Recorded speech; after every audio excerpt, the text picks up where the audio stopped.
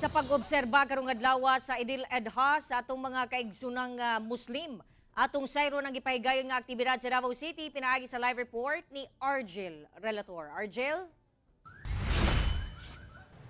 Jandi, mabata man o hamtong ni tambong gayod sa gipahigayon nga centralized Eid prayer sa atong mga kaigsuunang Muslim aging pag-obserba sa Idil Adha 2023 sa Davao City. Una pa man isidlak ang adlaw, nagsing-abot na ang mga sakop sa Muslim community sa syudad sa Rojas Avenue alang sa pagtambong sa centralized Eid prayer. Bit-bit sa matag usang ilang sujada o hapin nila sa ilang sala o pag-ampo. Kiniagig pagsaulog nila sa kombinasyon sa Hajj o pilgrimage rites sa Mina, Saudi Arabia. Apang nila sa ulog kini sa Muslim community sa tibuok kalibutan.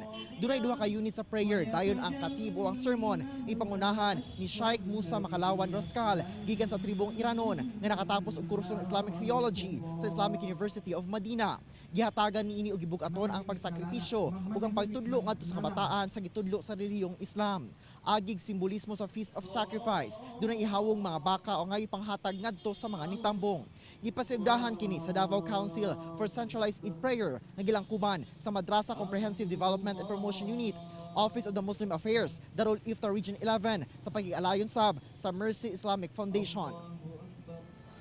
Jandi, gawa sa ipahigayon nga Eid prayer karong taod-taod no ihawon ang tulo ka mga baka ug napulo ka mga kanding aging simbolismo sa pagsakripisyo mo'y sentro sa pag-obserba sa Idil Adha 2023 karong adlaw. Ug gani sa sermon kaganina gibutyag nga hindi mo mararating ang paraiso kung hindi ka nagsakripisyo.